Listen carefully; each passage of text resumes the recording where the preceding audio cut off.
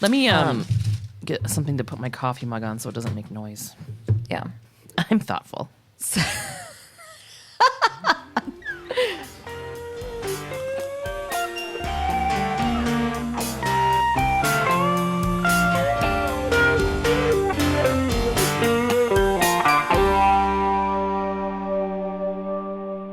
All right. Welcome to SVU Pod, Especially Heinous. I'm Gabe. I'm Tasha. We are on season 3. I wanted to do it like in news anchor stuff where they turned the camera really hard. Yeah. I'm Gabe. I'm Tasha. All right. We are on season 3, episode 14, Counterfeit. There's these 2 beat cops. They're under a bridge and they're investigating like a super nice car that was abandoned. The keys are in the ignition and they're talking back and forth about why it's there and who could have left it. Maybe he broke down, walked to get help with the keys in ignition. I know, they're really New York-y. Yeah. Yeah. The second guy's voice, you could close your eyes and he was Danny DeVito. Anybody who has any rasp in their throat at any time, I'm like, you sound like Danny DeVito from Always Sunny. I think I just like that guy. Yeah, he's pretty great. One cop finds a naked dead woman next to a pile of trash. Okay. So Olivia comes on the scene and she's like dressed to the nines in this beautiful sparkly dress. Oh. I wanted that dress so bad. Okay, so she had like this little tuxedo jacket over it as well. And at first I'm like, oh, did her date give her his jacket? And I'm like, no, it was a little more tailored for Olivia Benson's figure. Mm-hmm. Oh, it was just cute and sparkly. It looked like she was out for New Year's. It did. It looked like I was kind of like, where were they? I imagined them being at a lovely Italian restaurant and she had a full cocktail. None of this half beer shit.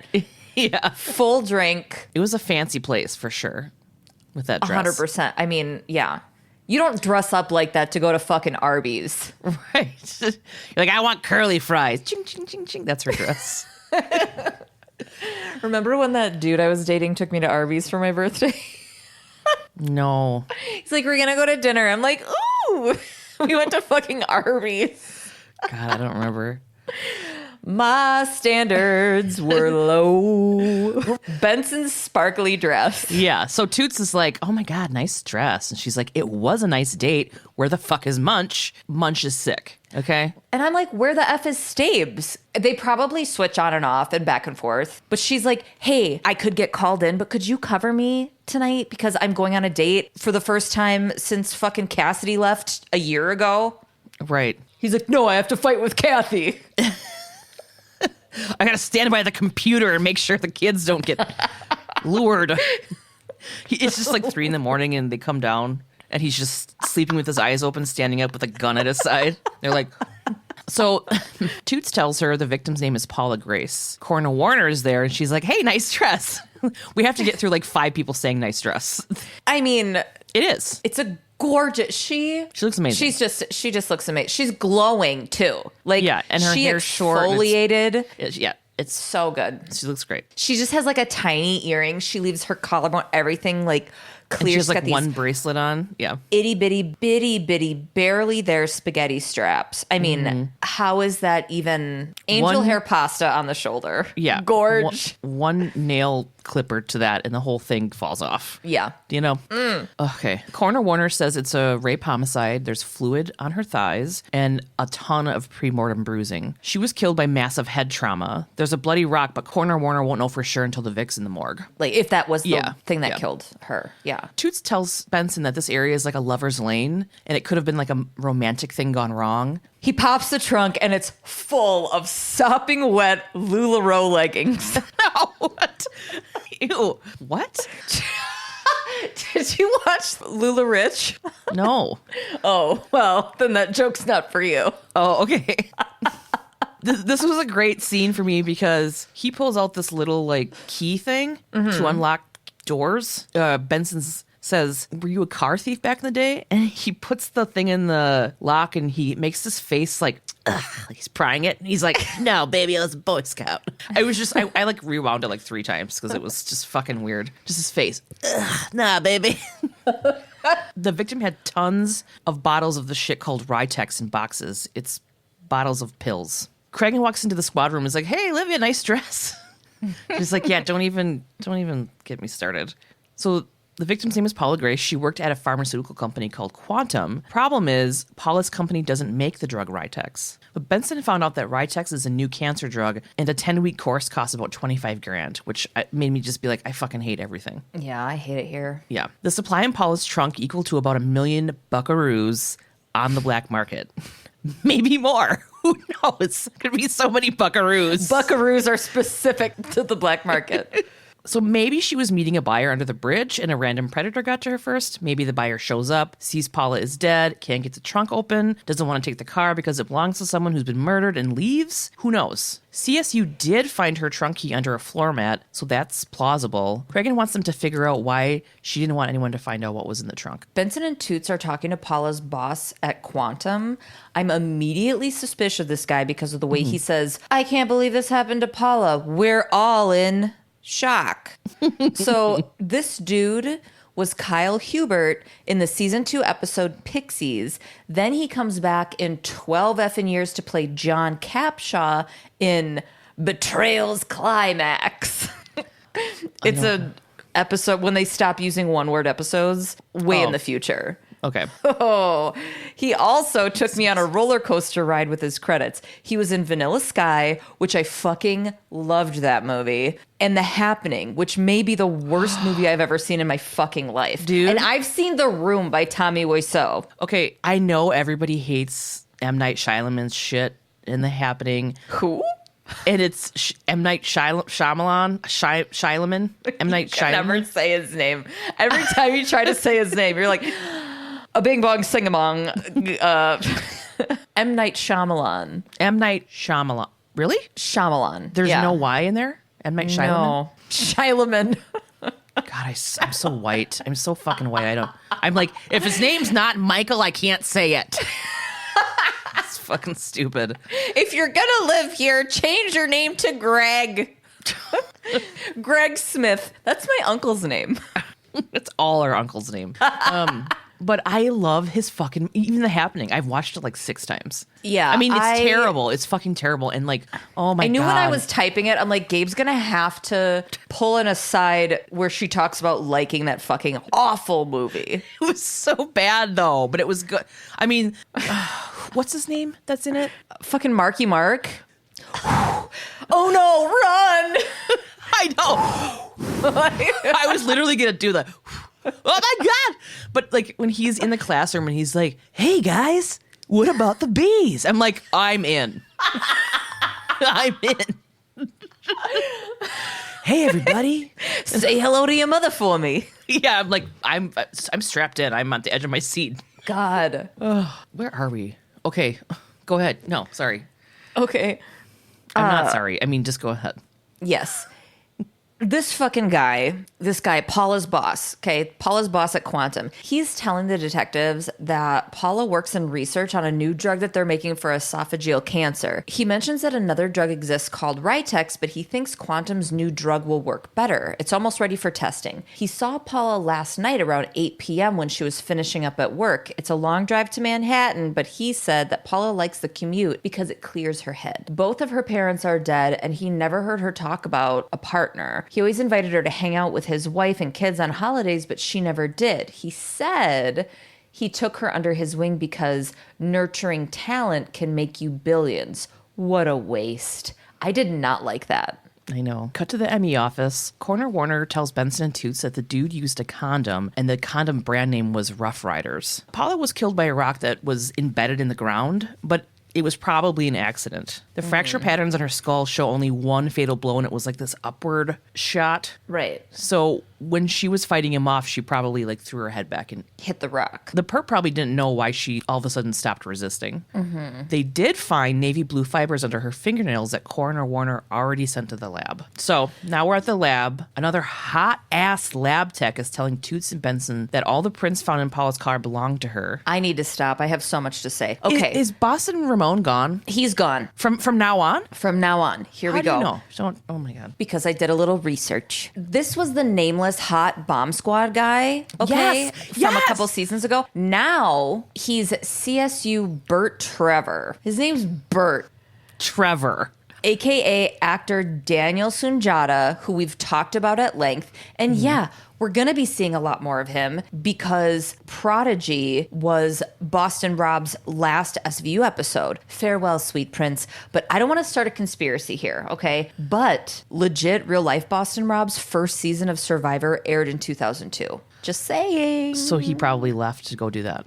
Yeah, he left to go to Survivor. And Wait, it's was good. he- He really built a strong career on it. Was he an actor or wait, no, is he, who was he? in They're not Survivor? the same. They're not the same guy. It's No, not I know, the same guy. I but just think he looks like him. Oh, okay. Yeah, no. I was just putting together a little conspiracy because Boston Rob's first season of Survivor was 2002. This was 2002. All of a sudden, this other lab tech guy's gone, and then we're like, you know what? He was so good. How do we up the ante? Call in the hot bomb squad guy. He got a promotion. So wait, Boston Rob wasn't actually on Survivor? No, Boston Rob was on Survivor. Okay, who was he in Survivor? There's a guy on Survivor named Boston Rob. When we were first introduced to the lab tech guy, I started calling him Boston Rob because I thought he looked/talked like him. Okay, but he wasn't actually on Survivor. No, the actor who portrayed the lab guy was not on Survivor. Thank you.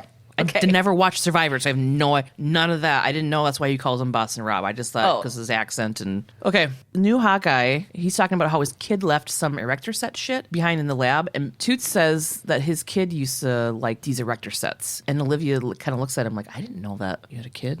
But whatever. The new lab guy used his son's set to make a model of the crime scene. There was another set of worn tracks behind Paula's car. He also tested the Ritex that was found in her trunk, and it's fake. Apparently, fake drugs is like a booming business. Which sucks so bad because it's a cancer treatment drug. I know. I hate it. Toots and Olivia are now at Paula's apartment, and I haven't seen Stabler much at all. I don't think we saw him at all. Not yet, no. Yeah. And I've never just seen like Benny and Toots do an episode together. I like it. Yeah. I like when they like pair them Do a up little- differently, do a little mix up, do a little do-si-do. What is that fucking when we all had to do square dancing in school? Hey, When you switch partners? hey, I don't know. Why would I remember what that's called? I always had to Do-si-do. wear the orange vest and be a boy. Remember, they'd like pair you up, and there was in my class there was always more girls than boys, and it'd be like, all right, you have to wear an orange vest, and that means you're a boy, and you have to date, Yeah. You have to start with your right foot instead of your left or whatever. Why the did they fuck even were make we us taught do that? Why were we taught that? We just said like the same thing. Who knows? I was, in school they won't teach you how to balance a checkbook, but I know how to do-si-do. Yeah. It's Tie a ribbon around the old oak tree. Like, I don't need to know how to do that. I didn't need to go curling for gym class. We are in Wisconsin, in case anybody was wondering. tie a yellow ribbon Around the old oak tree. I love that song actually. Boo, boo. Been 3 long. It's about this. Okay, it's so about you this love guy. you love that song, the movie The Happening. Well, no, the song is all What other about a guy. awesome things are you into? It's all about a guy. Maybe he was probably in the army, not in prison, like I tell myself. And he's coming back, and he's like tells this chick tie a ribbon around the old oak tree, and that will tell me if you still want to be with me. And then he comes back into town, and there's 100 yellow ribbons around the old oak tree. It was Oh my God, just cute. go to her house and talk to her in person. God, I fucking hate everything. Also, remember that I couldn't watch TV, so or listen to stuff. So I'm like fucking 10, like tie a yellow. ribbon. The song was needs your more only- bass. exposure. Yeah. Yeah, same. I'm like, remember HIIII, you guys, that we all watched 4,000 times? Gabe does. Yep. Okay. Okay. So these guys are at Paula's apartment, Toots and Benny. Paula's got a gorgeous apartment, P.S. Very expensive looking. Toots says, I wonder how many cancer patients had to die to get these views. Jesus. I know. The landlord or super or person in charge of the building comes in and says, Paula was really nice. I never really noticed any dudes with her. Then he also says that Paula didn't look like she had dudes knocking down her door. Yeah, and this fucking guy, I was like, I'm gonna fucking body shame this guy. Then I was like, no. But like, you're not Brad Pitt, dude. Okay? Right. You She know, looked like- like she had guys knocking down her door. And it's like, okay. Okay, woven belt or guy or whatever. I don't know. He Right. had his like hands on his hips. I love the way he leaves a room. I'll tell you that much, but we haven't gotten there. Yes. But take the damp Kleenexes from under your pits and stop talking shit about a woman's looks. Okay.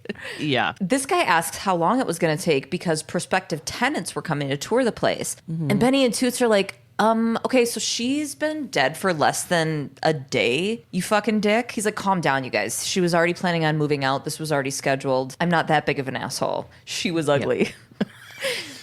Well, there's stuff laying around everywhere because she was moving. So they start going through her things. She's got a ton of designer clothes, Gucci, Fendi, Prada, Chanel, Louis Vuitton, fucking Chanel. A lot of it was a little too pricey for a lab tech like Paula. Like one article of clothing from fucking Gucci socks are like $200, $300. And she's got full-blown dresses, outfits, thousands of dollars, okay? Fucking Toots says to Benny, living above her means. You ladies are all like... Benson just brushes it off. Like, how did women get this fucking reputation? Because we don't get paid as much as men. Like, we couldn't even get our own credit cards till 75. Like, where is this coming from? I can open my own bank account now. I don't need you. In my mind, Toots is like, I don't know how to say that I miss Munch because I'm a man and I'm not allowed to express my feelings. So I'm going to recreate his presence by saying stupid misogynistic shit. Right. And having Munch be like, yeah. That was good. He calls him after work and he's like, hey, how are you feeling, buddy? Anyway, I said this to Benson today. And Munch is like, I have ex-wives. Laughter is soul therapy. I love you. Just kidding. I didn't say that. I'm going to go drink 40 beers. Bye. So Benson asked the guy for a copy of the lease, but he doesn't think she had one because she knew the property owners, Mr. and Mrs. Regolia. That's the guy from the lab. Yeah. Her boss. Her boss. This dude has seen Mr. Regolia around a bunch, measuring for the renovations. Okay, so then this fucking guy, the super guy, like he had his little hands on his hips, and he does this cute spin move out of the room. And that made me love him for a second. Because he was like, yeah, they're for the renovations. But he was like, It's that little move where you turn your body and start walking away and your head is lagging on the turn motion by like a second and a half. So it tilts and drags and looks really sassy walking away. Yeah. Was that a good enough verbal description? It was perfect. And it was also kind of like, it's the kind of look that you give somebody when you're like, they're fucking.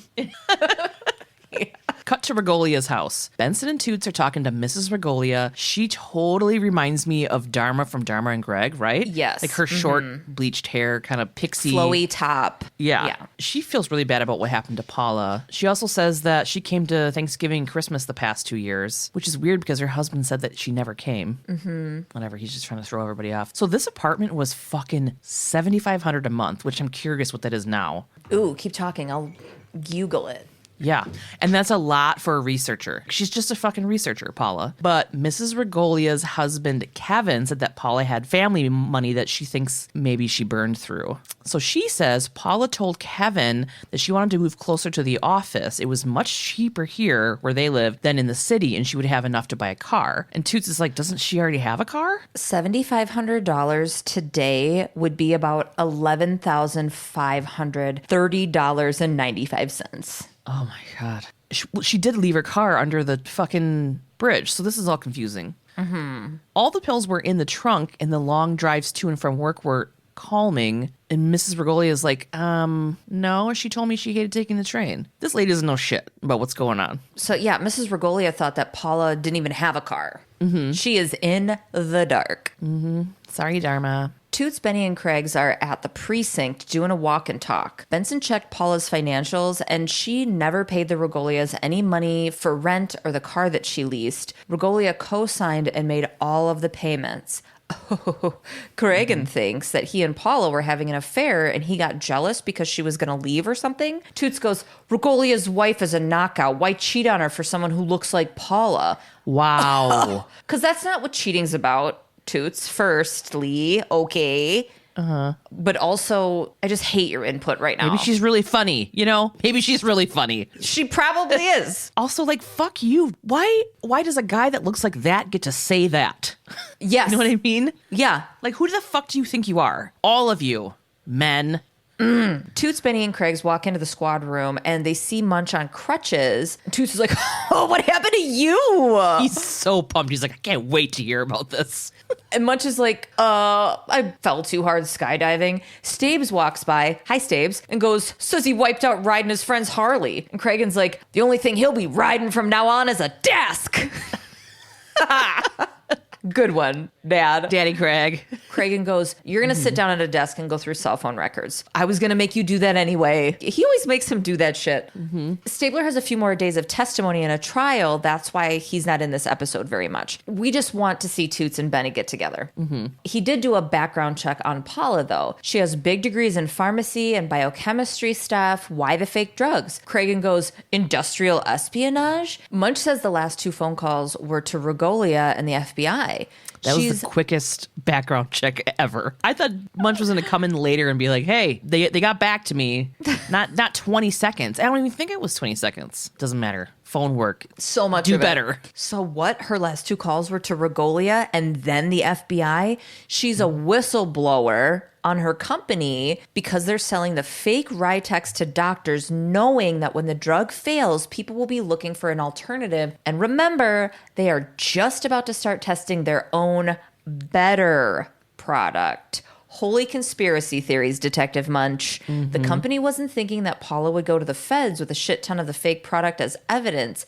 This gives Regolia plenty of motive. Bring him in! Bring him in! Toots and Benson take Regolia into a room to be interviewed. He thinks he's just there to help, so they get right to business. Benson's like, hey, does your wife know that you paid for Paula's apartment and car? And he is pissed because he's like, you talked to my wife behind my back? Like, they're supposed to get his permission to talk to his wife that he owns. He says he doesn't know anything about the fake Ritex in Paula's car. Toots and Benson lay into him, saying, your company was taking a dive and you were 18 months behind on your new drug. You found out she was going to the feds with a ton of your fake Ritex. You didn't want it to ruin your plan of making Ritex look bad and then raking in the dough when your drug came out. And he's like, what? She was going to the feds? I didn't know that. She wanted me to leave my wife. And I was like, no. And then she called me later and said she was going to make me sorry. That wording struck me really odd. Yeah. I did not kill her, and that's all I'm saying until I see my lawyer. Daddy Cragen pops in and wants to talk to Benny and Toots. Cragen tells them that they're handing Regola off to the FBI. Paula just happened to be in the wrong place at the wrong time. They found another victim with the same MO in the same area, but she's alive. Holy shit. Oh my We God. bounce around so many suspects this episode. I know. I wasn't even expecting it. I was so on board with someone that we'll get to at one point and didn't realize how wrong I was. All right, Betty and Toots are now at the crime scene. They're told that the victim called 911 on her cell phone. They walk up to a woman in a stretcher. She's super frazzled and beat up, obviously. Her name is Francesca Jesner. I deep dove on her. Her name's Christine Haji, I think is how you would pronounce it. She was in the super popular late 80s, early 90s show Head of the Class. I don't remember anything about that show except I was too young for it and I liked it. Okay. I don't know. I just remember being like, that's a cool show. She's won an Emmy and she does a ton of humanitarian work. So IRL Francesca Jesner is incredible. Oh. So she tells Benson that the perp made her get out of her car. She thought he was going to kill her. She says he was wearing a blue uniform and he was a cop. OMG, the blue fibers from under Paula's nails. And the music during this whole thing is like, chung, chung, chung, chung, chung. Yeah. Now we're at the hospital. Francesca is telling Benson and Toots the story. She was at a friend's party at Lucio's restaurant. On her way home, she was pulled over by a cop. When he got to her window, he had the light shining in her eyes, so she didn't really get a good look at him. He told her she was weaving and made her get out of the car, and she takes a breathalyzer, but she says she hadn't been drinking. He tells her that if she has sex with him, he wouldn't arrest her. And this is why I hate being asked to get out of the car by cops. She refused.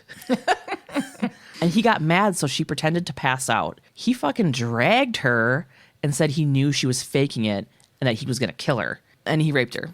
His car was dark, unmarked, and had a red light on the dashboard. She says he used a condom and kept the wrapper. And she was like, I thought that was so weird. Then she starts panicking and she says, oh my God, he has my driver's license. He knows where I live, which is terrifying. Yeah. In the hospital hallway, Benson and Toots are going over all of this. The rape kit came back clean. Also, her blood alcohol content was 0.12. Toots immediately thinks she's lying about the rape to get out of a DUI because she lied about being drunk. And I am screaming, fuck you, Toots, watching this. You can't just automatically acute, those are two different tomatoes. It's No. Yeah, Toots is getting real like testy about the possibility of it being a cop. Is he really this big of a piece of shit and we just didn't notice because Munch is always around? No, the answer is no, he's not. Yeah, he's not. just another one of the guys. Yeah. They all have flaws, everybody. Even Benson and her perfect collarbones. Toots and Benson walk into Cragen's office. Turns out Francesca has 2 prior DWIs, and the last time she was charged with resisting because she got all crabby at the cop. Cragen's like, well, looks like she figured out how to get out of another DUI. Benson believes her, though. She doesn't think that Francesca could have faked that trauma. Right. Especially because Francesca didn't know about Paula's attack, and those cases have so much in common. Toots thinks that Francesca saw Paula's story in the news and faked it. And then Benson and Toots get into it. They're just getting louder and louder. Toots doesn't want to send, quote, the rat squad on a witch hunt. Stabler's been working on the whole start at a normal volume and get louder until your neck veins bulge out with Olivia because she responds, me either, but this woman is a rape victim until we prove otherwise. Yes, exactly. Cragen kind of jumps in and breaks it up. So Benson tells them that Francesca had just gotten her license back and was one moving violation from losing it altogether. And Toots is like, that's motive to lie. And Benson's like, fuck you. Cragen jumps in again and says he'll have Munch pull all citations and radio runs from that precinct. He sends Toots and Benson to check out the Francesca story and don't tell anybody anything. At Lucio's restaurant, the bartender is telling Toots and Benson that the party was huge. Some hip artist rented out the whole bar, and even though there were 300 people at this fucking party, he remembered Francesca because she was at the bar drinking a ton. She was all over some guy, and he walked her out. Blonde, tall, every woman's dream. No thanks, but okay. The tall part, yeah. At Francesca's work, Toots and Munch are talking to her about leaving with the guy that the bartender told them about. And she insists that she didn't. She goes, I say a cop raped me and you stick up for your own. Awesome. Benson tells her she knows that she lied about being drunk. Benson wants to believe her, but Francesca's not making it easy. And Francesca, rightly so, says she didn't mention the drinking because she was afraid they would think she made up the rape. Yeah, I hate this. Yeah. She doesn't want the guy she left with involved because he's married. And I'm like, hard gasp, OMG, I forgot his name, but is it that one guy? Ricola. You know, what was his name? Oh, Regolia or whatever. Regolia, whatever. Yeah. I pictured the guy on the mountain with the big, like, horn thing. Yeah. So he's like, cough drops are ready. Whatever that. Yeah, that was, yeah. Come and get him. Toots steps away to answer a phone call, and Francesca says that she and the dude parked and had sex. Then he caught a cab and she started to drive home, and that's when she got pulled over. Toots tells Benson CSU wants them back at the crime scene. Cragen wants them back places a lot in this episode. Yeah. Where'd you go? We went to the place that you told us to go. Well, get over here now. Yeah. So they hop to it. They get back over to the crime scene. The new lab guy, our hottie patati, wants them to take him through what Francesca said happened. So they all squat down together. The lab dude shows them that he found the marks where the perp dragged Francesca. The prints match the shoes she was wearing. They even found gravel inside of her shoes that matched the area. The perp's shoe prints and tire tracks also match from Paula's crime scene. Our lab guy, we should give him a name. Bomb Squad. Okay. Bomb Squad lab guy thinks that the perp is around 6 feet and 200 pounds. He asks Toots if they have any cops on their list. Toots almost falls back on his ass because he's squatting, you know? What makes you think that? Our Chippendales lab dude. Oh, I guess I did already try to give him a different name. He's got a little bow tie and just the wrist cuffs. The wrist cuffs thing. Chris Farley comes out in the same outfit and he's like, are we doing this yet? No? He's like, okay. My shirt fell off, but not the cuffs and the bow tie. That's it. My shirt's invisible, but just the whole thing besides the... It's like one of those Oxford shirts that has the white collar and the white cuffs, but then the rest of the shirt's blue, except the rest of the shirt is just a hot bod painted on it. We should make that for a shirt. It probably is a shirt. I'm sure it is a shirt, yeah. You can order it and get it in 3 weeks because it's coming straight from a LuLaRoe factory in China. LuLaRich. The lab guy says that the blue fibers found are consistent with NYPD issued uniform pants. Boom! And Toots is like,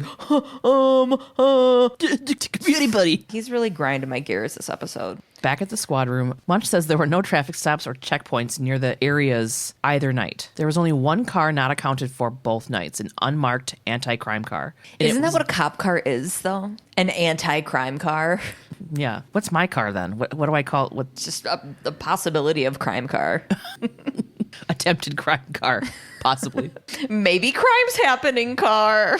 49 minutes MIA at the time of Paula's rape homicide and 36 last night during Francesca's rape. The name of the cops attached to the car are Al Marcosi and Roger Graves. Francesca said that the perp was white and Graves is black, so Graves is off the hook. For the first time ever. Unless he knew what his partner was up to. Oh, back on the hook. Mm-hmm. We'll figure out a way to get this black guy in trouble. Right.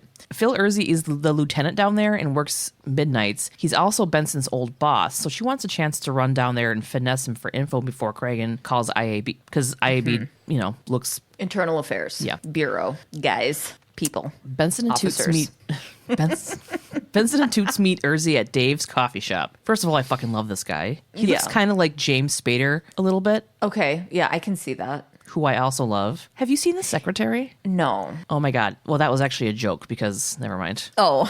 But I thought it was a genuine. I was like, oh. Because I feel like it's not you, it's and I always say that too, and he gets mad. And I say it to him. Yes, you have told me that. Yeah. Have you seen Suits? It was during that conversation. You need to watch The Secretary, actually. It's super good. I know you have. Yep. It's all coming back. You've told me that before. Benson and Toots ask Urzy about crime in the area and are kind of dancing around to not blame anyone for anything. Toots tells him that there's two cops they can't account for, and he immediately says Marcosi and Graves. Benson's like, how did you know? He says that they're his problem children. 2 Gold Shield wannabes, but they never play by the rules. Yeah. Is that what's on the movie poster? He doesn't really give them shit, though, because they're always pulling big collars like guns, drugs, fucking blah, blah, blah. Benson asks if he minds if they talk to them. Benson asks Urzy if he minds if they talk to him. Not to bust chops, just to ask if they saw anything and can help. Urzy doesn't give a shit, but says Marcosi probably will and he'll be a dick. Mm-hmm. So great. When he said that, I was like, I already have a picture of this guy in my mind. And then the guy showed up and I was like, yeah. Benson and Toots walk up to Marcosi and Graves on the car lot just as they're about to start their shift. Marcosi looks like a turtle that got scared, but his head won't fit into his shell, but he keeps trying. Yes. Oh my God. I love you so much. I love you too. That was amazing. Thank you. Benson asked them if they saw anything. I can't get over that. Benson asked them if they saw anything the night of the 2 attacks. Usually they check that area, but both times they weren't there. They've been looking for the car from the bulletin ever since. Toots kind of cuts off Olivia and asks if they will contact them if they have anything. And they're like, yeah, sure, and walk off. Benson's kind of pissed, and she tells Toots he was being a bitch and not asking them questions. Yep. He's like, they didn't fucking do this. I'm not going after, 2 good cops. And then he says, whose side are you on anyways? And she says, the victim, where we're fucking supposed to be. And she's like, yeah. And she's like, you blew it. They had their chance to talk to them. Now it's IAB's call. And he was like, and just, followed behind her. I did not like that at all. Mm-hmm. Cragen's now in the IAB office, and the dude is pissed at Cragen, saying this guy's kind of hot, by the way, in a daddy way. I don't remember. Oh, yes. Yeah. Agreed. In a military dad kind of way. Yeah. You're like, it's like your friend's dad comes back from a tour, and you're like, hey. You're like, whoa, I sometimes do bad stuff, just so you know. I want you to check out my internal affairs. Yeah. Now I love with your dick. Yeah. I mean, put your dick inside of me. Yeah. Okay. Did you just say now I love you? I love you. Yeah. But then you said the gross dick part, so I didn't finish. Yeah. I get it. So this guy's pissed off at Cragen, saying that Toots and Benson went against policy by talking to the cops before talking to IAB. He says, you spoke to our target without us. You of all people should know better, Captain. Cragen steps up and then rocks back and forth like he's planting some anger roots under his feet and says, wait a minute. You knew about Marcosi before we called you? Did you see that? How he was like, he gets in front of him and does and he kind of opens up his trench coat and was like, whoa. Yeah. Hard stance planted in there. I love the anger roots. Yeah, he's about to he's at the, I don't know enough about football, but where he's at the lineup where he gets his feet down and he's about to do the lean forward thing. What is that called? You know, where they're standing like a little tripod. The linebacking thing? Is it I don't linebacker? know. Sports. Apparently, Marcosi had... I can't. Marcosi had been under investigation for 6 months because he had sex with a sex worker. They wanted to nail him and talk to the sex worker, but she's been missing ever since. Collective. Whoa. Gasp. Munch hobbles into the squad room. See, at this point, I was like, did Richard Belzer have some sort of ankle surgery or something? Yeah. And they're like, we're not going to talk about it, but we're just going to let you have your crutches and come into work. Right. Toots is giving Munch shit because he wants to know what actually happened to Munch, but Munch isn't saying anything to Toots because Toots never told Munch he had a son. Toots shoots Olivia a shitty look for telling Munch he has a kid. He's like, my son's 18. Did Olivia tell you that? And she's like, what? Oh, I didn't know it was a thing. Also, Munch came at that really quick. Like, he clearly had that holstered. He has been holding on to that since he found with out. Toots. Yeah. Like, oh, I'm just going to wait for the perfect opportunity and I'm going to throw that at him. That is some junior high shit. Oh, yeah. Well, you didn't tell me about your son, so deflect. Cragen comes in and asks Munch what he found. The sex worker's name is Raquel Stevens, but there's no missing persons report. IAB was given the anonymous tip about Marcosi, and that's why he's been under investigation. This Raquel lady almost always is hanging with another sex worker named Mandy, and she was with her the night of the, quote, alleged incident. Because we doubt victims here. Toots and Olivia are on the street talking to Mandy, and I fucking love her. I love her jacket, too, by the way. Oh, I love her street-style Karen haircut. She's a good actress, too. She lets it blow in her face the entire time. She's like hard bangs in her face, and she's like, I don't care. I'm angry and I don't want to be talking to the police. Yeah, and she's like, I know you guys all stick together. Benson tells her that Marcosi is no friend of theirs. Shitty cops make them all look bad. Mandy gives in pretty easily after that. I thought that was weird. She just, I don't know. She's like, okay, cool. Yeah, and considering everything that she tells us after that, I'm like, I can't believe you folded so quick. But I mean, she's missing her friend. Like, her friend is... That's why I'm surprised she's like gave in to talking to the cops. Yeah. So Raquel and Mandy used to live together, and Raquel disappeared the night they both got busted. So her and Raquel were cuffed to a bench in the precinct, and Raquel bummed a smoke off Marcosi. He took her into a break room to smoke it, and then Marcosi told Raquel that if she gave him a freebie, he'd drop her charge. So she did it right there in the break room. Although Marcosi didn't offer Mandy the deal, which sucks. Benson goes, Marcosi offer you the same deal? And she goes, no, but he had a real Woody for Raquel. Yeah. She said that. I was like, ew. He called Raquel the next day for a date and everything.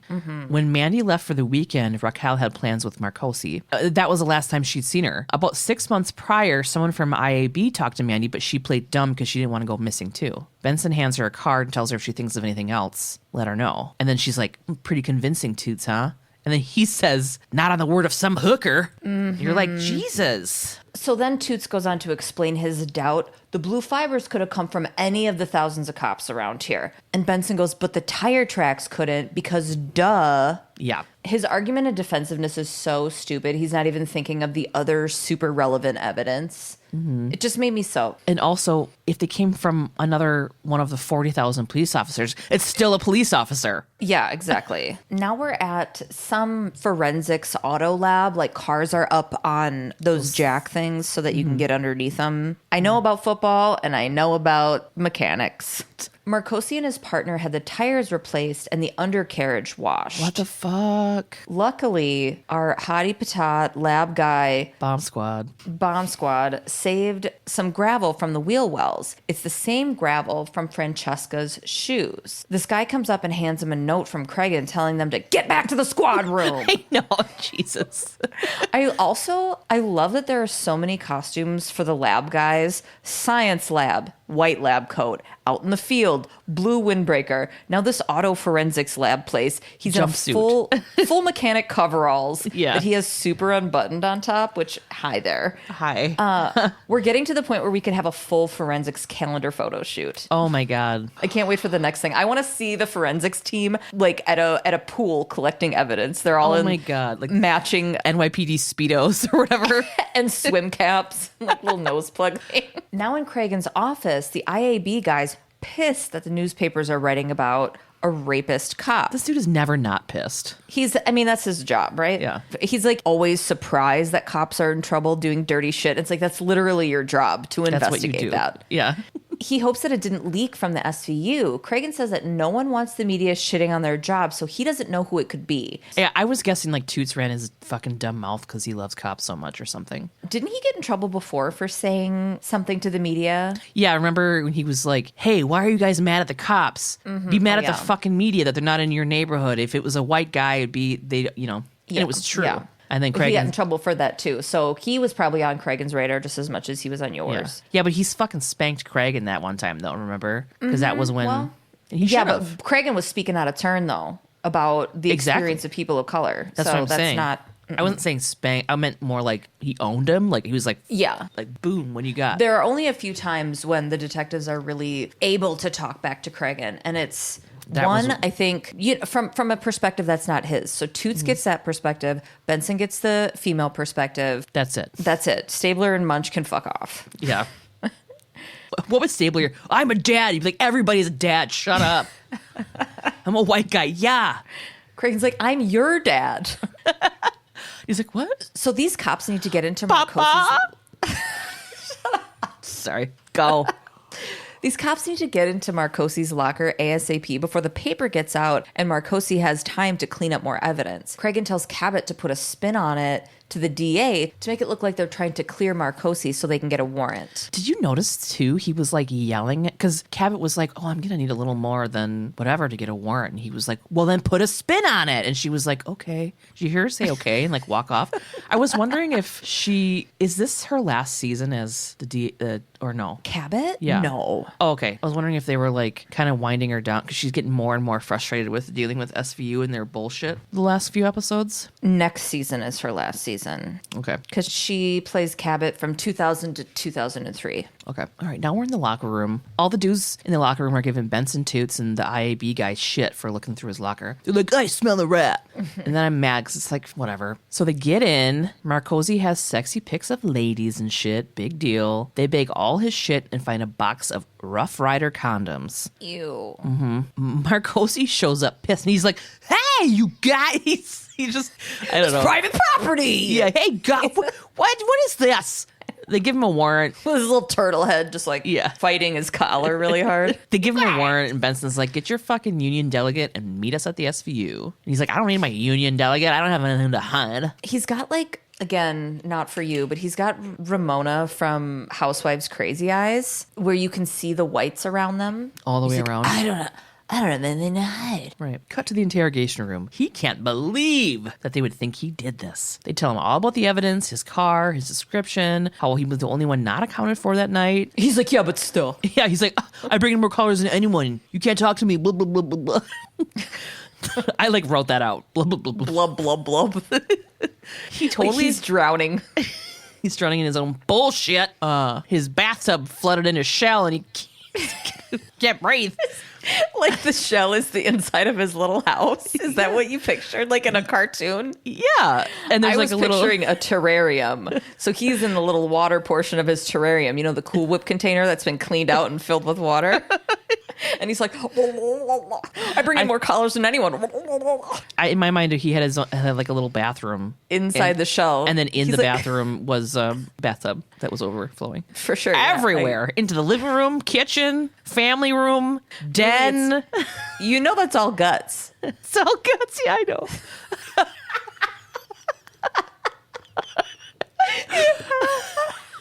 So. It's his body. So he admits to dating sex workers and is like, yeah, I get a little bit on the side, but I don't pay for it. That's not a crime. Actually? Yeah. When you're fucking somebody who's in custody at the precinct, yeah, that's not. Like, that's no way to make detective. Yeah. Officer. Cragen's fucking beeper goes off and it's like 6969, so he's got to take off. I thought you said his beaver went off. Did you hear me? Did you say beaver? No. Did I? 6969. Oh, you did hear me. Okay. Yeah. I was stuck on beaver and it took me a minute to get to that. Yeah, thank you. He tells Marcosi that IAB has been investigating him for Raquel going missing, and then Cragen leaves the room. Marcosi's like, I have no idea what's going on. He says that she went to an alcohol rehab upstate. And then here's where I'm like, I don't think it's this guy. I think he sucks, but I don't think it's this guy. Right. He seemed genuinely surprised. Yeah. He's like, I didn't rape or kill anybody. I break the rules a little, but that's it. I get results. I'm no nonsense. Yeah. Toots tells him that if he doesn't start talking, he's going to go down for rape. I play by my own rules. Yeah. If he doesn't start talking, he's going to go down for rape homicide. And he was like, if you didn't do this, you'll get like 5 days on a fucking desk. Like, big deal. Because that's what they do if they let him fucking still be cops. But whatever. Marcosi starts talking. He says he was down there the night of the murder with a date in his car. This is when the music really gets intense. His partner was looking out for him when they saw their boss's car, Lieutenant Urzi, come driving towards them. His partner and him got out of there with no lights on before Urzi caught them. The gal wasn't even a sex worker. It was some citizen who picked him up. He's like, I don't even know her name. Toots is like, and leaves the room. In the hallway, they tell Cragen what Marcosi said, but Cragen tells them that they have another victim. Benson's like, oh my God, Marcosi's been with us for hours, so it can't be him, but it could still be him. It's 6 weeks old. Oh my God. This person came forward now because she was afraid to accuse a cop. And then when she saw it on the news, she was like, I'm doing it. Cragen sends Toots to IAB because he wants to know everything that they have. Cragen is just like in go mode right now. He's calling in Wong. He wants Olivia and him to go talk to the victim who is interrogation at the moment. And the music has been all intense for like a minute now, and I'm like getting really excited. And I'm screaming, oh my God, it's Benson's old boss, and now she's going to be blinded because of her personal relationship. It's Lieutenant Urzi. Oh my God. I thought I had it wrapped up. I was going to stop watching. Me too. I was going to throw my computer across the room because I was done with it. Tasha, you're laughing. You're like... I like that one. It's like an evil hamster. Now in the interrogation room. Is it the turtle's pet hamster? They're best friends. Oh my God, it would be like the tiniest hamster that fit in the... He had his own little terrarium. He was watching a show about a guy that was a turtle, and then it goes even smaller. How does he even get Wi-Fi for that tiny little TV? A little baby Roku box. Here we are in the oh my God, it's like a little speck of pepper. Okay. In the interrogation room, we're with the victim now. Her name is Stacia. She's telling Benson and Huang her story of that night from 6 months ago. She said she took a shortcut off the West Side Highway and was stopped. The cop made her get out of the car and take off her clothes. She was terrified. She kept staring at his gun, and it kept her zoned out. Yeah. And then she's sitting there blaming herself for not fighting, which is no. Benson's telling her she had no choice in this, and it's not her fault at all. She made the right decision for her because she just was intent on surviving, and she did. She's so supportive. God, I love her. Huang asked Stacia if the perp had any sexual difficulties during the rape. She said that he did, and his reaction to not being able to perform was slapping her across the face so hard it made her cry out, and then he was able to finish.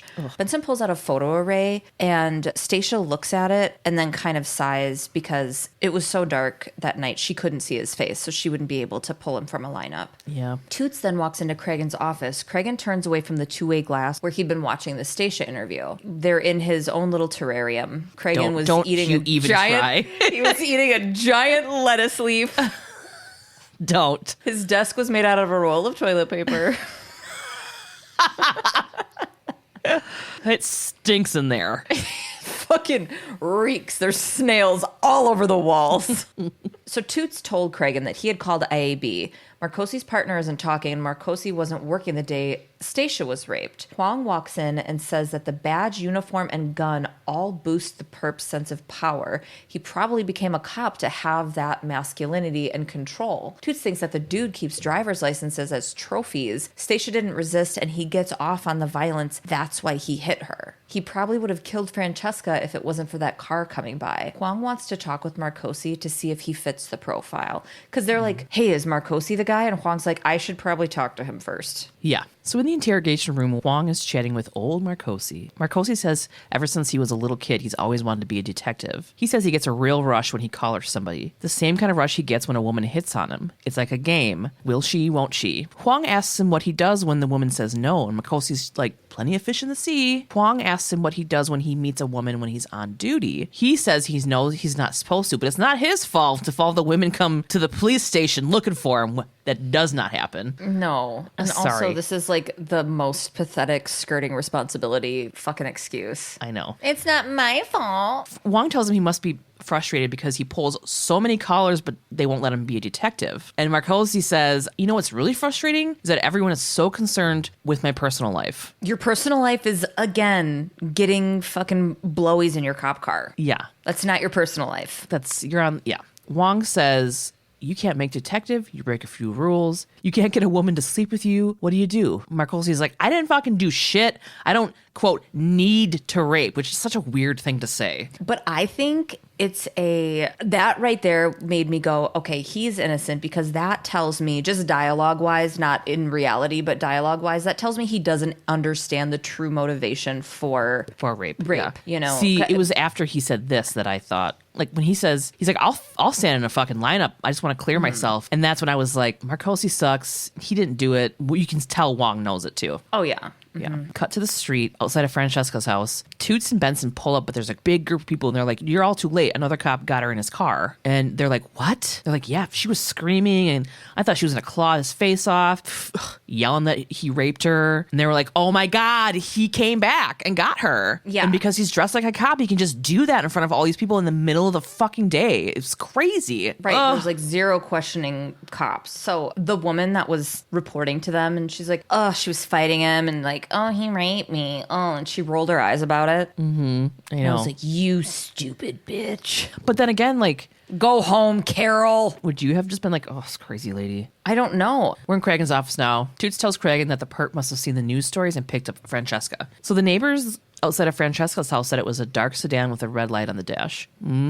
Wong thinks that SVU has a minute to find her because he thinks that the perp didn't kill her in the apartment because he wants the thrill of arresting her. So he's going to keep her for a while until he gets tired of her. But they need to find her like now. IAB guy says that no cops were called anywhere near Francesca's apartment. Olivia takes a deep, deep breath and she's like,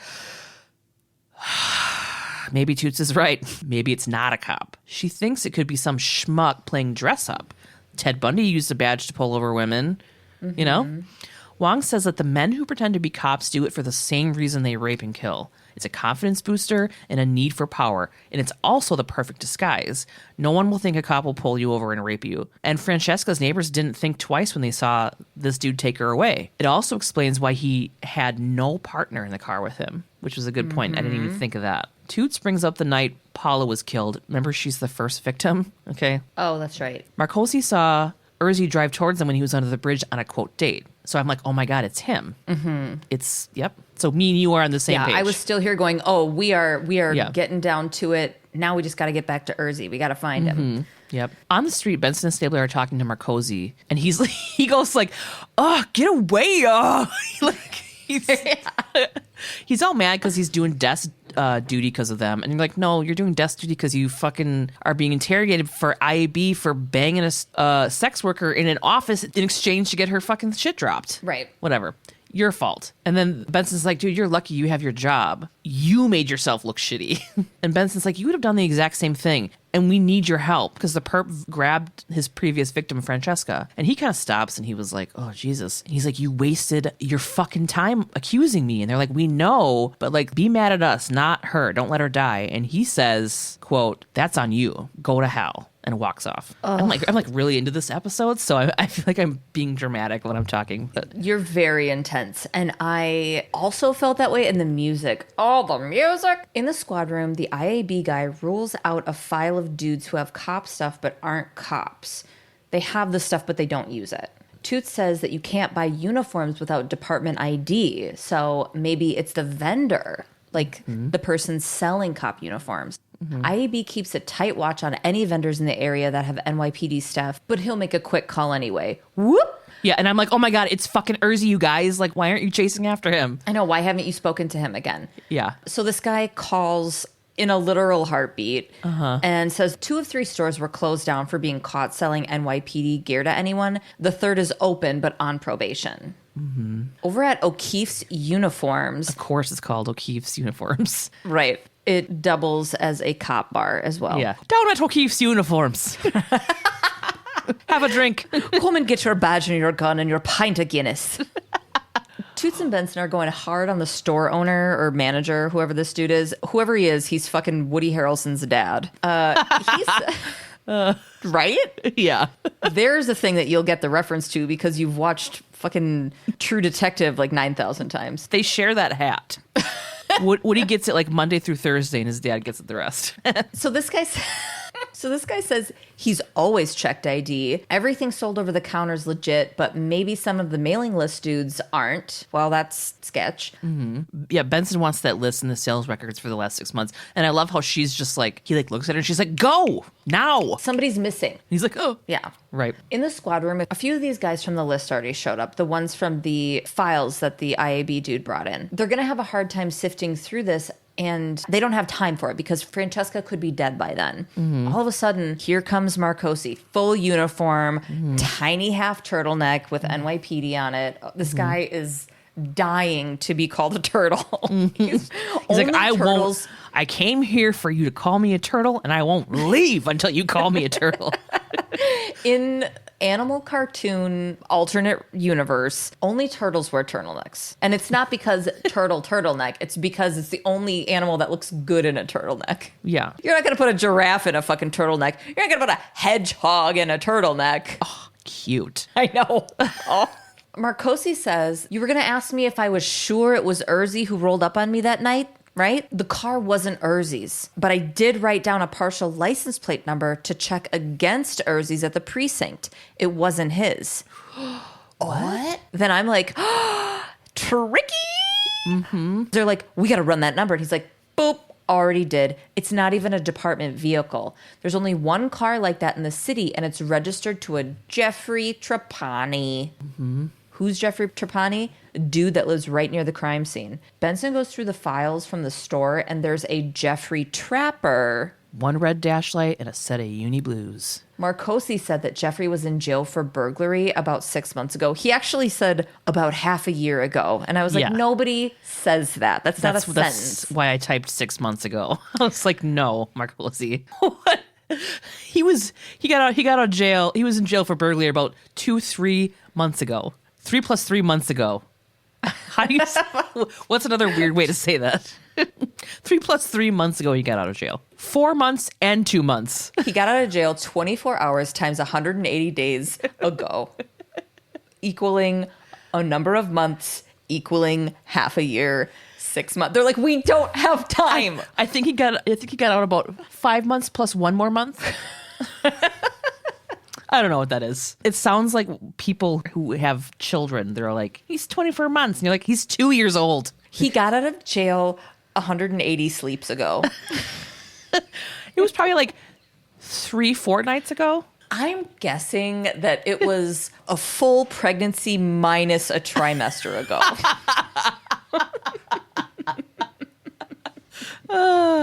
Okay. Right. Are we done? Yeah, I think we're done. Yeah. Benson and Stabler are like, you did the right thing, buddy. And they take off. And Marcosi watches them walk out, and he's super proud of himself. He's like, yeah, I did. Like, that's how you get in with detectives, at least. Yeah. Try doing something like that. Yeah. If you're not just trying to do the right thing, at least do the thing that's going to better your career. You dumb dick. Oh, my God. So now we're at the Trapani apartment, or Trapper, whatever the fuck. I'm calling him Trapani. Mm-hmm. Fucking SWAT uses Stabler's ass to break down the door. And only appearance he makes. Yeah. And Tiny Baby Mustache Cop is back. He's the one from... Yeah. Yeah, with his little World War II helmet. Yes. Yeah. He gets... oh, my God. The way they file in is... Yeah. It's the best. Gabe sent me a little clip of it. And my favorite is the first guy who, like, bumps the door open really hard and it hits his shoulder back, and he's, like, mad at the door. And as they bust in, there's this intense techno-y cop music. It's like... beep, boop, boop, beep, boop, boop, beep, boop, boop, boop, beep, boop, boop, beep, boop. All right, so the apartment's clear. Benson finds the blood splatter on the bed. So they were there. No cop gear has been found so far. Out on the street, Cragen and Cabot are there. Part of Trapani's work release is with the Parks Department, so he's probably there. And they, like, don't know what to do. Cragen keeps someone at the apartment to see if Trapani comes back and sends Toots and Benson to the park to arrest him. They're all... These four, okay, Toots, Benson, Cragen, and Cabot. The frame is so tight and on the four of them, and their heads, they're all, if there was like a playground kickball in the middle of all four of them, they would all be able to hold it with their faces. That's how close they were talking to each other. They were all talking very close. I might be imagining how close it was, but it was just hot breath. They were all eating a large burrito tortilla together. In the meat in the middle. And he's IEB guy's like, I gotta save a little piece for my little pepper hamster or whatever. So Munch and Toots go to the park and they see him. They very conspicuously sit on a park bench like 10 feet away from him and just stare at him. They sit down in unison, not like two normal people sitting down to read a paper. Yeah. But like two robot cops, two RoboCops, two Sylvester Stallones. Yeah. Toots is holding a paper in his hand. To sit down and stare forward. Yeah. And then Toots is like, look at him stab that stuff. He says it so. I know. But for real, though, the dude was stabbing trash so hard, like his cheeks were jiggling, you know? Benson picks up her cell and Toots says, who are you calling? Which I thought was funny. It was like, mind your shut up. And Benson completely doesn't answer him at all. No, doesn't even flinch. She's like, shut up. She calls Munch and tells him to tell Cabot and Cragen that Trapani's not there. She's lying to Munch. And Toots is like, you know, if we get caught, we're going to be back on our blues. She's like, yeah, but if we don't try Francesca, we'll die. And then Toots is like, you don't know somebody till you work with them. And shoots her little smile. And I was like, oh, they love each other. Okay, Yeah, so remember that thing we always send each other with the every year? I think it's in October when The orderly thing? The orderly thing where he's like, ugh. Yeah. Like the way the guy took off his vest and threw it into, like angry threw it into his bag to leave work was like the exact same feling. Oh my God, I have to go back and You watch it. I have can't believe to. I didn't notice. Because he was like, hey, he was stabbing that stuff. And then he was like, The way he was, the best through in this scene was Toots, because you just hear him voicing over this guy and you see the stabbing and he's like, look at him stab that stuff. And then Benson goes to make the phone call and he's like, who are you calling? And it's like, are you the most annoying little brother? yes. Can I have some of that juice box? Like, no, shut up. Get out of my room. Shut the door all the way. Mom! We both said that at the same time. That was cute. Yeah, we have siblings. Yeah. So they fucking followed Trapani to a cop bar. Of course he's drinking there. The music is... It's like weird, sexy cop whammy bar guitar shit. yeah. It's very sexy in the early afternoon. Yeah, it's like someone's about to deliver a pizza, but no one can afford it, so they have to fuck type of music. You know what I mean? And you're like, here? It was police porn music. Yeah. Benson and Toots start talking about cop shit in front of him. Toots orders them 2 beers. Yeah, Fill them halfway, my guy. Yeah. Not like one beer and we'll split it. That half beer shit is like the half a year, the 6 months thing. You know, they're talking about what's happening down at the 2-2, and they're like talking loud so he can hear them. They're talking about how Francesca is probably dead because she's too high risk to keep around. And you kind of see Trapani's head move. He's definitely listening. He turns his head like a fucking cartoon villain. He puts like a white gloved hand behind his ear and shoves an old timey ear trumpet in there. You know, those, like, a little satellite comes out or whatever. It's like curly. He takes the top of his ear and he stretches it out to make like a very big ear. Oh my God, I was going to say that. He's listening, guys. Yeah, he's listening. Toots tells Benson he's got a friend on the down low that says they're getting real close to figuring out who it is. Trapani fucking gets up and leaves. Toots is like, if Francesca isn't the next stop, we gotta grab him. They follow Trapani to some old building. You can hear Francesca yelling on the other side of a set of double doors. They fucking kick it open, and she's tied up to this gross mattress on the ground. Oh, completely this scene nude. was so... I know, completely nude except for her underwear. Trapani's standing over in a police uniform. They get him to the ground, and Toots ungags Francesca. There's a ton of license plates taped to the wall behind her. I paused it. 25. Oh my God. Olivia cuffs him. I didn't even think of counting it. Yeah, Olivia cuffs him and is in just in general like giving him shit. She's like, "You're no cop." you know. Yeah. She slammed those cuffs on him the whole time she's talking shit. She's like, Yeah. oh, you think you're a good cop? Look how easy we found you. We followed you right here. Stupid. Yeah. We were at the bar. Yeah. We were acting. We're good. Okay. We did West Side Story together. We can feel each other. Our emotions. We're connected. What's his name? John. Jacob Jingleheimer Schmidt. No, acting. What's his fucking name? Oh, God, yeah. I love him. The critic. Yeah. His name is John Lovitz. John Lovitz enters the scene. Acting. I'm also a detective. Yep. I'm so glad I was able to get that in. Toots helps Francesca up really gently, and he's using his jacket to cover her. And I was like, oh. And that's the end. This was a wild ride. Yeah. What'd you think of this episode? It was no Prodigy, but it's hard to follow. It's hard to follow Prodigy. That was my favorite. This was good. I felt like just like switching to this guy at the end there was nothing that got me there. It was just like popped up, you know? Wait, no, it's a different guy, which is great for keeping you on your toes, you know, because they had us believing that it was Urzi or whatever for so long. Yeah. It was definitely like not in the normal like 4 or 5 different ways that SVU works, where you're like, well, because it didn't give me the satisfaction of like, oh, I'm so glad we got that guy. I'm like, who are you? Yeah. Like I had to go back and watch it again to see if I missed something. If he like, I don't know, was a trash guy behind them that like, or something. Because usually they like show up somewhere. Mm-hmm. You know? Right. I don't know. Anyway, let's do the chaser. Boom. On the evening of December 27th, 1986, 20-year-old Cara Knott called home to let her parents know she was about to get in her car to drive home. She'd been hanging with her boyfriend in Escondido, California. The trip back to El Cajon wouldn't take her long in her white 1968 VW Bug. It was only about a 45-minute drive. Cara never made it there. Her family immediately reported her missing and started the search for her. It didn't take long for her brother to find her car the next morning. It had been abandoned on a frontage road near a bridge below I-13 at Mercy Road. Soon thereafter, while her father, Sam Knott, was there helping search, police found Cara's body. She'd been strangled and dumped over the bridge, falling the 75 feet to the dry creek bed below. Cara's boyfriend, obviously the first suspect, was quickly cleared. She had no known enemies. It seemed that she had been in the wrong place at the wrong time. Somebody was opportunity killing. Okay?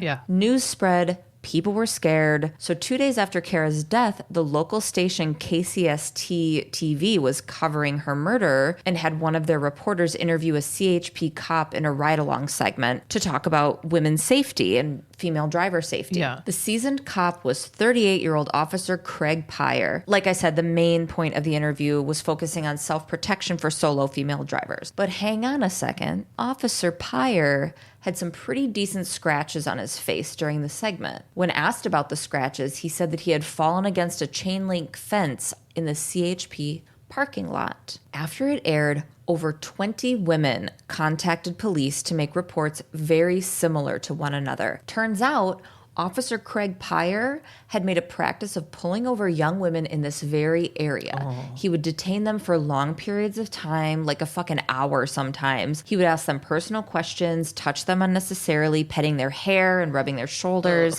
He would ask them on dates, and more often than not, he did not have a legitimate reason for pulling them over. Also, police came to realize that these women looked an awful lot like Cara Knott.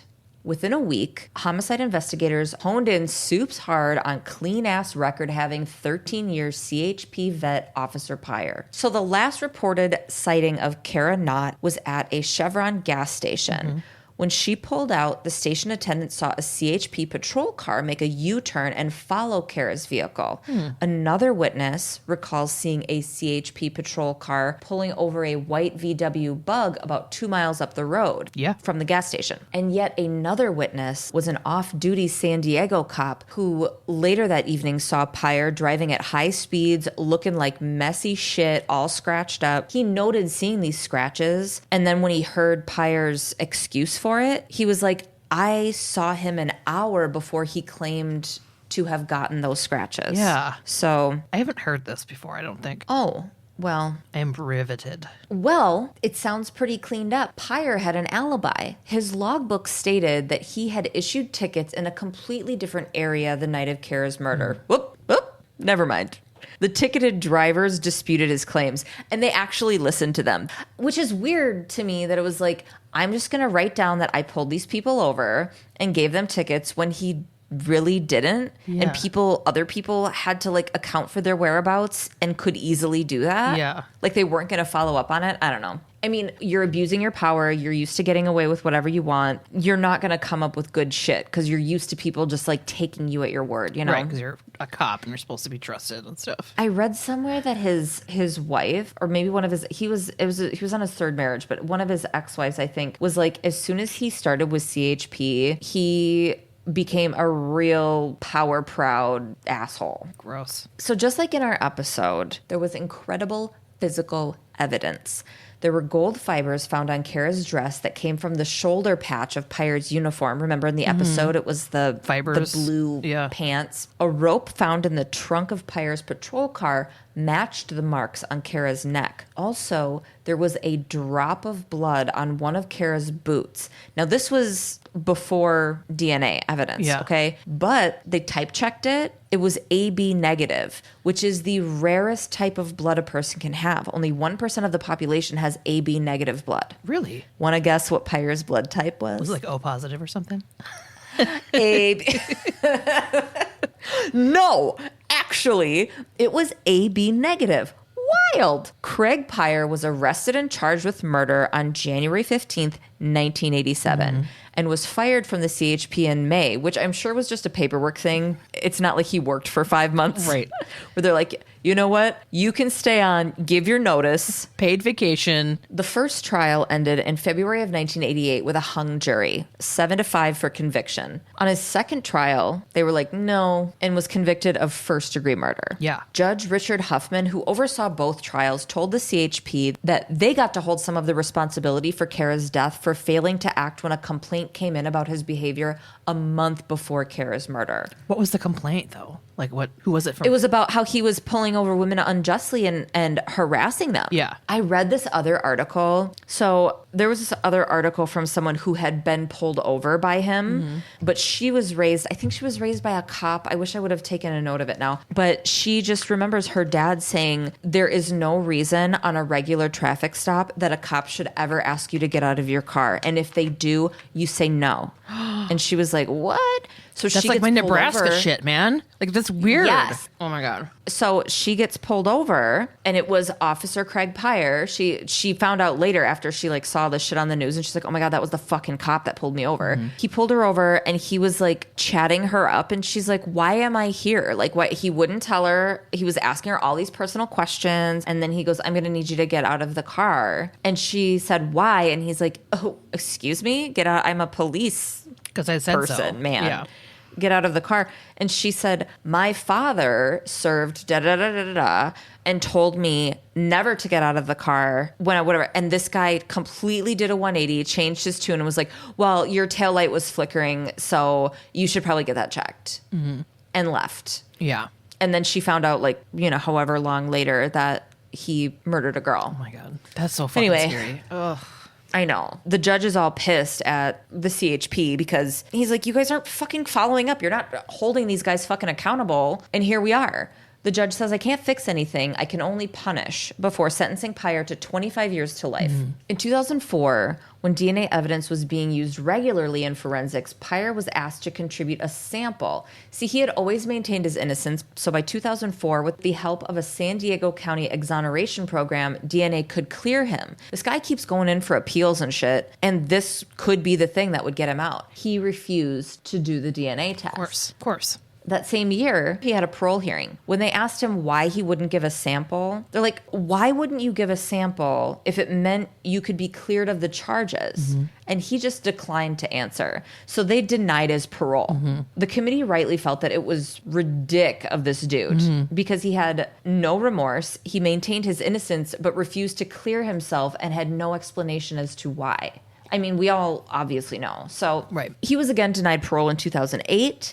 In 2012. And then that year in 2012, they gave him a 15-year denial. Like, guy, we're sick of your face. Your tune doesn't change. Don't come back until 2027. 25 to life. Now he's beyond the 25. So this guy's sitting in prison, right? But there's this huge uproar in 2020 because there was talk of him being released early due to COVID-19. Ooh. I don't know how much they had really considered it. Everything I read, they weren't even considering it. They're like, no, he's fucking dangerous. We wouldn't release him. We were releasing nonviolent offenders and whatever. Paul Pfingst, the prosecutor of the case, had this to say at the time when everybody was like, oh my God, COVID, and he's going to get out. He said, quote, he committed a betrayal of trust that's unmatched in San Diego history at my judgment. If we don't have room for him in prison because of a risk that he might catch a disease that all of us have a risk to catch, I think that would be a grievous mistake. So he's still in prison and he's not eligible for parole until 2027, which I believe he would be 77 by that time. Had he assaulted any other women? Bunch, but they I the shouldn't say only assault. Had he raped any other women or anything? Or I don't know. There were complaints by other women. There were no rape charges. how long was he on the whatever what was it called again? The CHP, the How long- California Highway Patrol, How long was he on the CHP for? 13 years. Oh my God. So you've been doing that shit to women for like 13 years and then finally killed. I mean, I dove deep and I was like, I wonder if he's killed other people or if that was like a thing that went too far and that because he did not cover his tracks very well. So I don't think it was something that he had been doing, but I think it went further than he could handle. In whatever way that he had been handling it. That Nebraska was a highway patrol guy. Well, obviously, because it was on the highway. It's crazy. I almost got killed, right? I don't know. I don't want to think about it. So that's it. Jeez. How old was she again? Like 19? 20. 20? Ugh. Next week, it's season 3, episode 15, Execution. A serial killer is scheduled to be executed in 3 days. Stabler and Huang work together to determine if he was responsible for the rape and murder of a young woman in order to give her parents closure. I bet you this is fucking good. I bet they find out it wasn't him and he's been falsely accused. It's Urzy. It's Urzy. Urzi's like, I'm a good dude, you guys. We'll see about that. Anybody want a Long John? Turtle? I'll buy a cup at Dave's Cafe. Follow us on all social media at SVU Pod. Check out our website, svupod.cam. Join our Facebook group. SVU Pod Elite Squad. Yeah, it's fucking, I love, everybody's so funny. Gabe loves it. I love it. Yeah, I love it too. Gabe's just very, she loves a Facebook group. I do. Yeah. Check out our Patreon. Yeah. We've got extra episodes and friendship boats and garbage cookies and all that stuff. Go check it out. Patreon.com/SVUpod. Yeah, we had a Christmas party, like a Zoom Christmas party with our Elite Squad, and it was so fun. We do things like that. It's fun. We do things like that. We do. It's fun. I do want to do more interactive fun stuff. Yeah. I don't want to like suck our dicks about the Patreon, but it's so fun. It's It is. It's great. I feel like we do a lot of stuff, and I want to do more stuff. I don't want to scrote hammock about our Patreon, but I like how you laughed at like that. That was... All right, that's it. Love you. Bye. Bye. Say it. Love you. Bye. Thank you.